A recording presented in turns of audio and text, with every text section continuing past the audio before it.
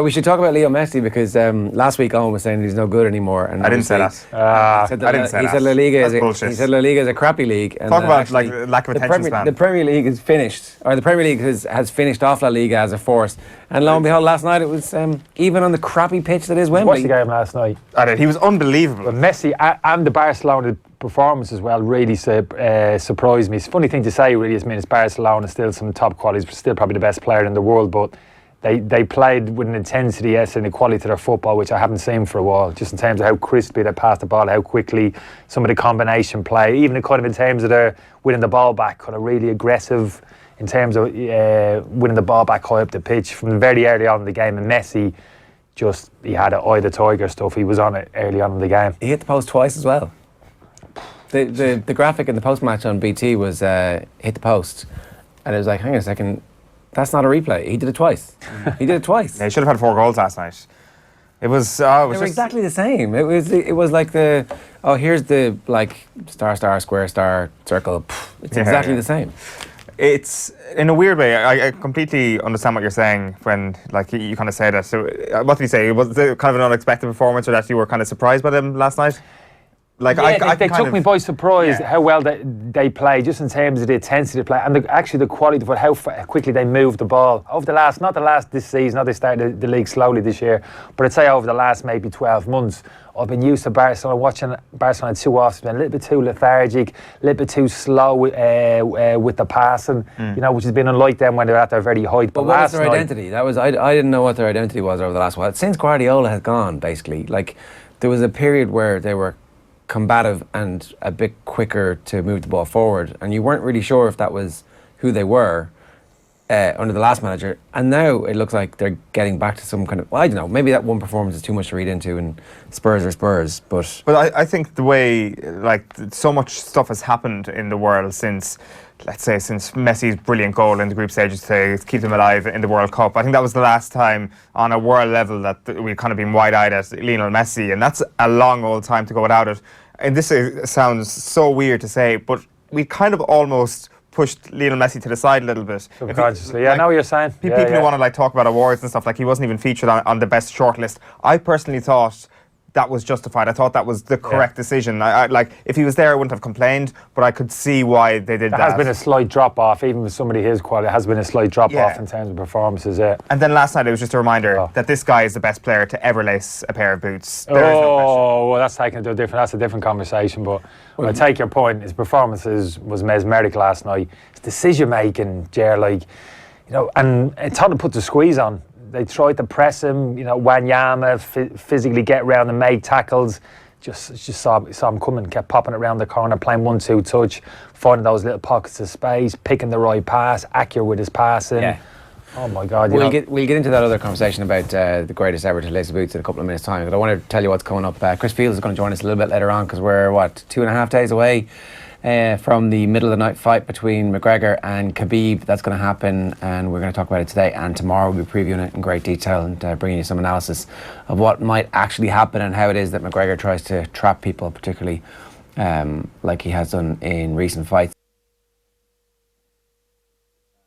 Who does this talking on the pitch? Lionel Messi treated fans to a masterclass in Barcelona's 4-2 Champions League win over Tottenham. His brace in the second half ensured Barca ended a run of 3 games without a victory. He took his Champions League tally to 64 goals and 65 appearances in the group stage. Barcelona teammate Philippe Coutinho described him as the best ever. We can't show you highlights of the performance for rights reasons, but it pretty much looked like this.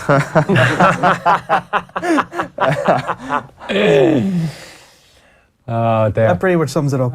You don't need to see the goals. What a goal. Larry should have come out of his goal early and just charged to the halfway line, really, to try and tackle him. Yeah, that would have been more realistic. There's a TV show and people watching and commenting on graphics like that.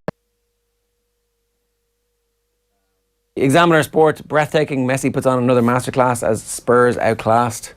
It's good to be able to have these performances from Messi that reminds everybody that, like, no matter what part of your life you started watching Leo Messi, like the kids who are 7 now who have watched that last night will forever remember the fact that they saw Leo Messi at his absolute best, because that was as good as he's ever been. And that's mad that he's as good now as he was when he was 17, 18, 19.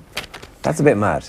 Like that level. Yeah, of but he longevity. hasn't been that level. To be fair though, Jay, that level of performance which he pitched last night, we haven't seen that on a regular basis for him over the last, I'd say, even maybe 12 to 18 months, where other stages of his career he was churning out those performances on almost week in, week out. It seemed that way. That's why he's winning every individual award on a regular basis for that reason.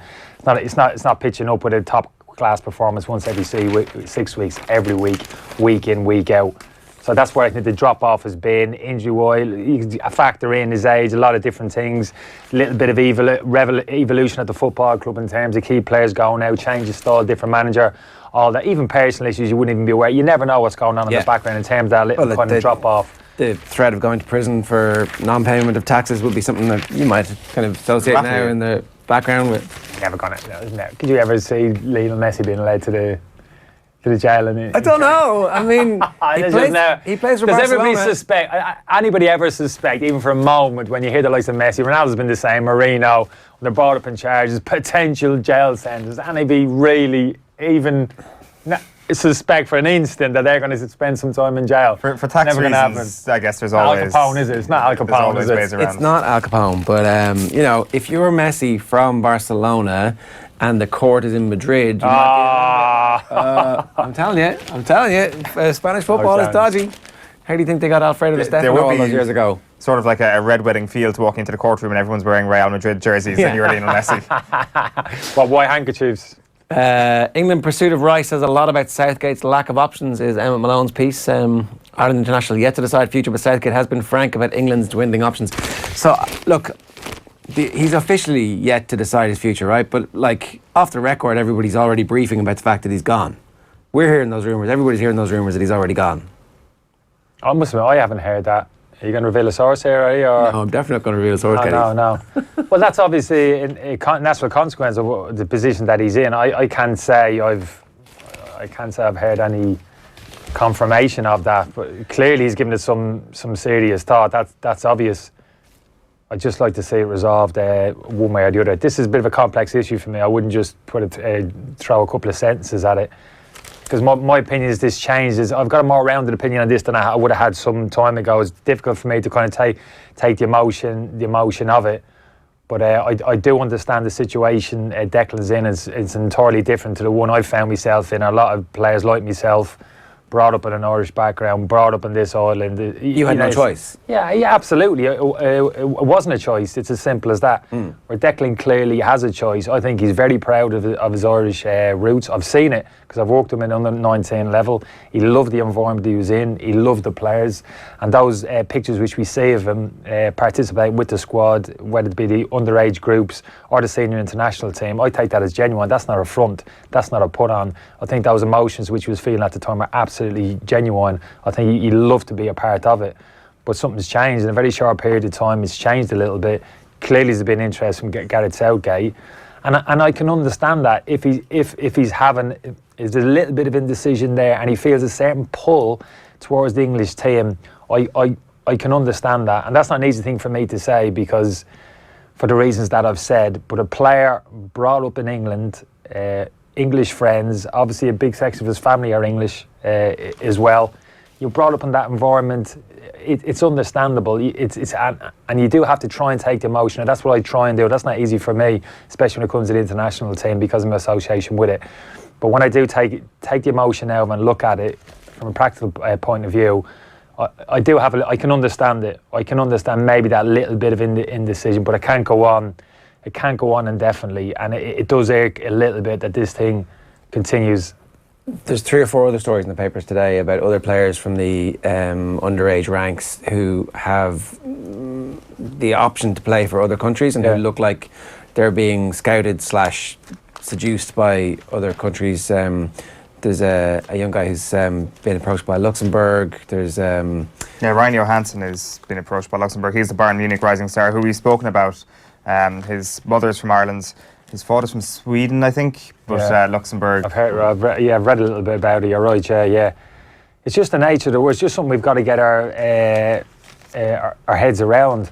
And it's only because of the fact, probably because I had an association, I had a bit of in a relationship with Declan, who spoke to his dad, that I can honestly say, for me, it was absolutely genuine in terms of his buy-in to the international league. At under absolutely. And I can totally see that as well, because it's the first opportunity you have to express a relationship with something that's clearly important to people in your family. I also get the full understanding that nationality means far less to people as time goes on. Like, if you are born in Ireland to parents from a different country, of course you're going to have a relationship with that other country. The same way that we would expect parents of children in Ireland or of children born in England to kind of remind them that, look, we're actually from a different part of, we're not from Great Britain, we're from a different, it's just a fairly natural thing. And so every situation is different, Ger. Every personal situation is different. Some people have those very strong links to Ireland in terms of extended family, spending time back here to be a really close bond. Others won't. They may have a parent from Dummer or the country or some part, but the bond won't be as strong. It just won't be. That's just part and parcel. So there won't be that kind of pull, that real pull, that obvious connection for some people, that emotional attachment that there will be. I played with lads like second generation Irish parents, born and grew up in England, but they're Irish. Yeah. They feel it. Every bone in the body. That's the emotional attachment they have. It's not open to debate. And do we as a country make the decision that we only want those, or do you go, look, it's a as you said, it's a complex issue, and so therefore, ultimately, whatever gets the people to play, we park that, and when they're on the field, we expect full buy-in to what the manager's trying to do, and that we don't care if they're willing to die for Ireland, that ultimately what we want them to do is to play football in the style that we want them to play and be professional about it. Is that it, or is the thing that we have as a small country? I do like that little bit of it, that on an emotional level. I do feel that little bit of attachment. It's going to be stronger for some than from others. What I have a problem with is fixation on getting out there. As other countries are doing, we got to go and grab them. We got to grab and get as many as we can. Isn't associated, go and get them. And actually falling over ourselves almost, to entice these players, to encourage these players, to beg these players. That's what it's saying. It can borderline at times, begging these players. I'd never, ever go down that particular route. There's an association there, he's entitled to play for us. Yeah, you pick up the phone, you make contact with the player, and then it's very much the player's decision. Yeah, and so I think that might be what the FA are doing with the younger lads. You bring them in, you give them some exposure to former internationals at the youth level, you kind of get them to see what it's all about, and then they're allowed to make their own mind up when they hit 18, 19, that we haven't committed them, we didn't cap Declan Rice, for example, we left it up to him. And so maybe we haven't treated this in the wrong way by rushing him into the decision. But that's all we can do. Yeah, I wouldn't be overly critical. Certainly wouldn't be overly critical of the association.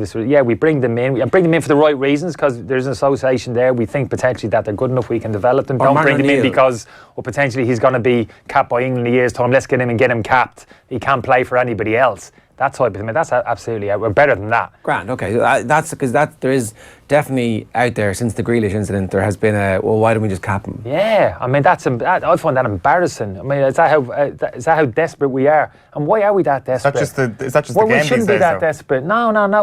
We shouldn't be that desperate, because there's talent. There's a talent pool of young players. The width, the length and breadth of this country that we can be tapping into, always has been, always will be. So this kind of desperation to go and grab these players, I think that's what burns me a little bit. That's what I roil up against. So that's an FAI issue, right? That we haven't been able to get the best out of our available resources, and we can definitely come back to that at some point. But I think the other thing is that we as a country benefited so spectacularly well from Jack Charlton's policy of going and grabbing players. And that is the happiest moment in Irish football history, Euro 88, Italia 90. And the backbone of that team was a bunch of players who some of them had fairly tenuous connections. Some of them were absolutely raised in an Irish environment, but with English accents. And some of them were here. So in our memory is this kind of sense of, well, let's just go and grab the players and let them play. And then the team spirit fostered by the Irish lads, either born in England or Ireland, will actually get their buy-in and away we go. I think that's where that kind of sense of get them in. Sure, we'll fix them when they get in. I think that's where. Yeah, but I don't think that was now. I'd like to think that wasn't the case when those players that you were talking about in the Jack Chandler that came in. Which I'd like to think that wasn't the attitude. I wasn't around at the time around the senior national team. The attitude wasn't, right, we need to get better players here. Who has he got? That's exactly what Jack Charlton's attitude was. Jack Charlton's attitude was, is there a granny somewhere? Get him in. Like it was with Cascarino, it was with Townsend. It was like, these are players who are good but not good enough to make the England team at the moment. We're going to go and make that phone call. Like, certainly. Well, I say in time, Ray Howe and Andy proved they probably were good enough to play with the English senior national. But I think it is a fair point that you're making. I think people need to remember that as well, because you're absolutely right. Because that team people remember so fondly, and they were great lads. And you're talking about Boy, and those lads were fantastic. Because I eventually got myself promoted into that squad, and they were great personally, and they loved it. They loved the dynamic. They loved. They really bought into it. Created that as well. Yeah, they created it. Absolutely, they created their own dynamic there. Great relationship. Really reached out to the supporters, to the country, made a real effort for those tenuous links to the country. They bought into it, they loved it, they were a big part of it. So you're absolutely right. So when people kind of talk down maybe second gen and third gen, we need to be producing. I love the fact that we're actually concentrating on players born and developed within this country, schoolboy football. How much success is it realistically going to lead to at the very top level, though? Because you talk about it being desperation in terms of capping these players. Pretty obvious that Jack Grealish is going to become a Premier League player eventually, a consistent Premier League player. Declan Rice, the same can be said. I don't think there's anything wrong with that little bit of desperation. Being desperate for success doesn't necessarily always lead to a bad thing. And let's not forget, this is the very top layer. At underage level, there is still a consistent structure there, and hopefully when they see their heroes, if you can use that term, qualifying for tournaments on a more consistent basis, then the underage structures might have more aspiration about it, have a realistic chance of a pathway to the top level. I personally don't see any problem with it. I wouldn't necessarily agree that it's embarrassing. No, I do. I get a little bit embarrassed. I do get a bit annoyed with it, to be honest with you. And I disagree with you in terms of younger players would find this inspirational. I think if anything, I'll get a little bit depressed when I see a player come into the Declan Rice and Jack Grealish would be their teammates at underage level. Yeah, but as a general point, in terms of players coming in, being invited into the international setup with an indifferent attitude towards their country, I think that's depressing. No matter how good they may be as an individual attributes as a player, as a young player in Ireland with a real aspiration, desire to go and play for Ireland higher up, and within the system over here, to see these players being invited over with that type of indifferent, like I said, attitude toward, I'd find that very dispiriting. I'd actually flip that over a little bit. Yeah, I can see why that would be if you're a 15-year-old who's like come through the system, played, or if you're a 17-year-old who's played all the way through, and somebody gets parachuted in. But I'm talking about Declan Rice and Jack Grealish here, like reserves. But specifically those two cases, they're two people who we know about, but there's a bunch of other players who come over and get churned through the system. But that's what I'm saying. I think Declan would be different because, like I said, it's also dispiriting to be completely crap at senior level. Let's not forget that. It's not dispiriting for them at the moment, seeing Ireland flailing around at international level. But our underage teams are like getting knocked out of international tournaments because of dodgy penalties and the goalkeeper getting sent off in a penalty shootout. Like, our underage teams aren't doing as badly. Okay, so the Germans hammered us recently enough in one of our underage games, but like, I think the underage structures are beginning to start to perform to some level. No, maybe they are, and like, can you not have both of those things? Like, this is the rules of engagement at international football now. The other countries are going to be hungrier to poach some of these youngsters than Ireland are if we play by these rules, and we would end up suffering because of it. I don't see anything wrong with it. I don't see why we can't have fantastic underage structures and marry that with a good poaching technique, if we want to use that term, if we want to use your term, with people who have some sort of allegiance or some sort of very tenuous link to Ireland.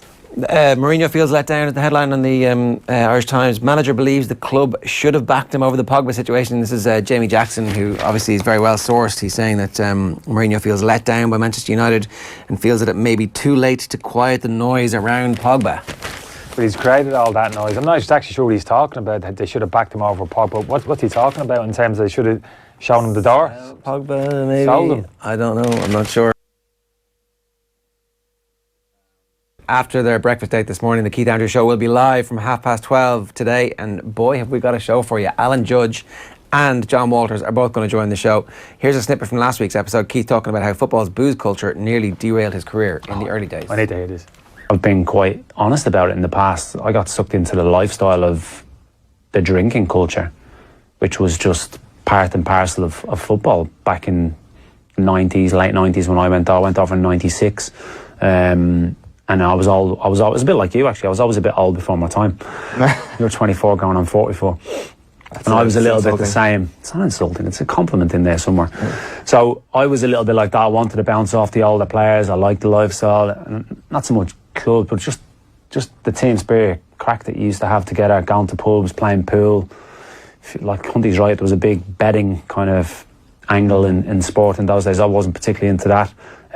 But like, you used to be out 3-4 nights a week, which when if you could comprehend, that was like a top championship team at the time. Like, we're going to talk about Derby County a little bit. I just can't see Mason Mount and Harry Wilson going out to Wetherspoons on a Tuesday afternoon. And is that where you used to go? No, I didn't go to O'Neill's. O'Neill's, right. There's a couple of Irish bars in Wolverhampton we used to go to quite a lot, but like, they were rife. It was all day sessions. It was Saturday fans must have loved it. Yeah, I'm sure they did. I can't really remember them. And would any of the, well, you just said they wouldn't remember. Like, I would assume that nowadays if a fan saw one of the players, it's a different era, isn't it? Yeah. Photograph bang, and you can't do it, obviously. So it's a different era, thankfully, for me. But you didn't do it the day before a game, did you? No, not the day before a game. 2 nights was the cap off. Thursday night was Greyhounds. Used to go to the Dogs, and then great night sensible out. night.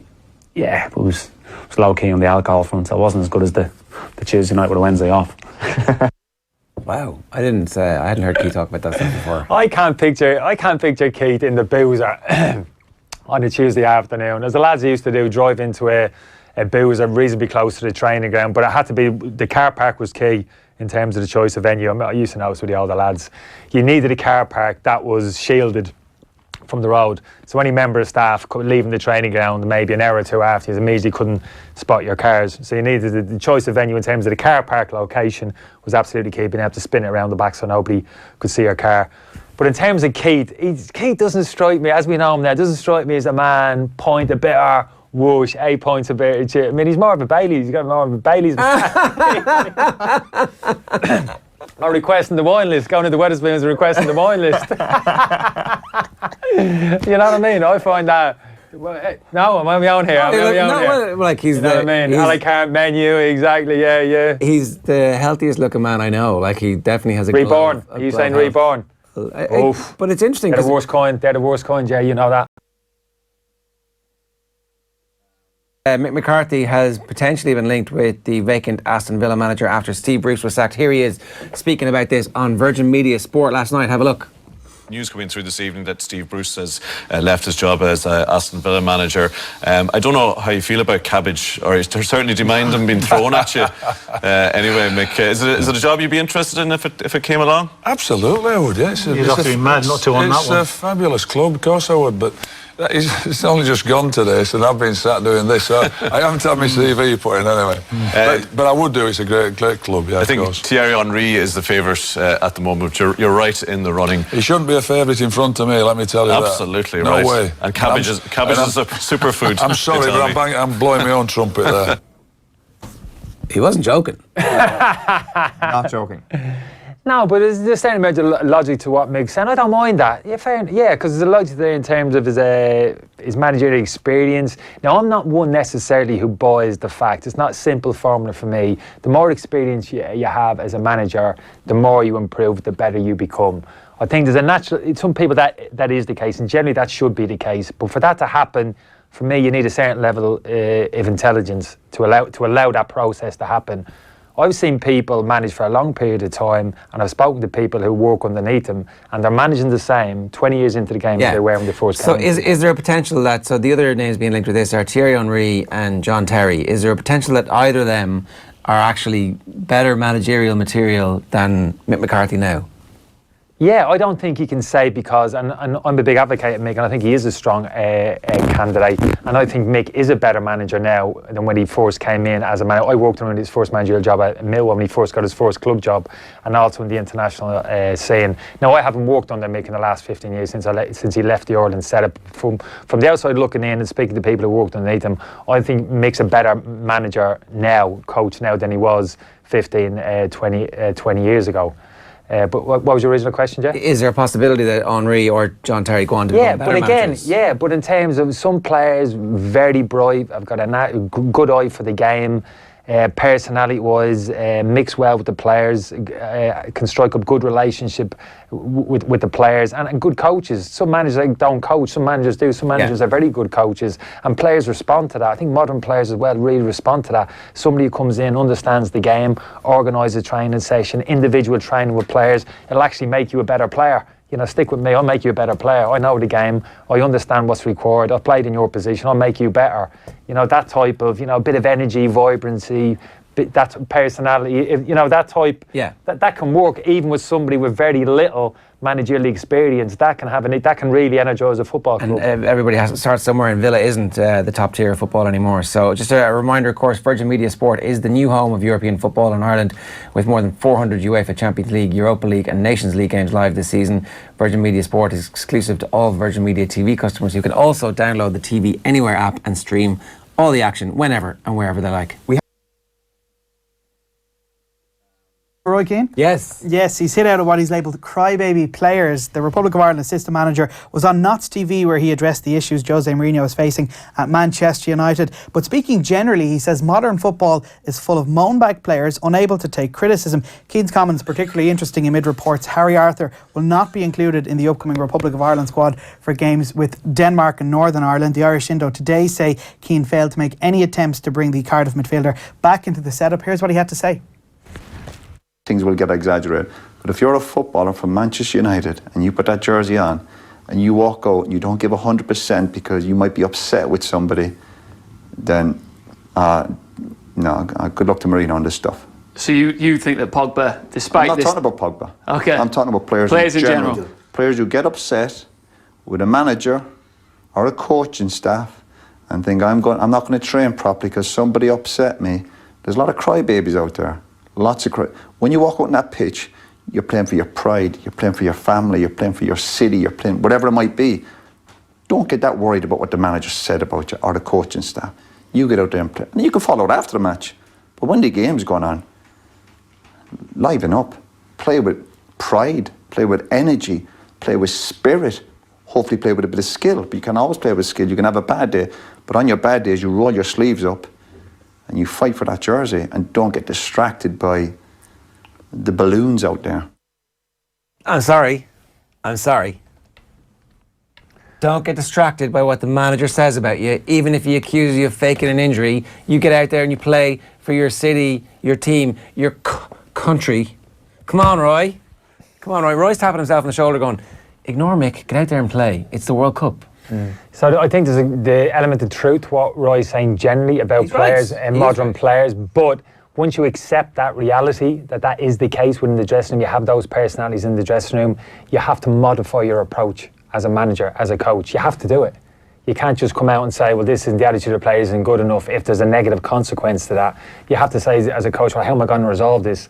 And if that means I have to modify my approach as a manager, how I deal with these players, that's what you have to do. Almost you have to suck it up a little bit in terms of creating the right kind of environment to get the best out of that player. Now, Roy says, and he's right, I understand what he's saying. You fall out with the manager, put it to one side, be big enough, strong enough person, get on with it, you still go out and do your best.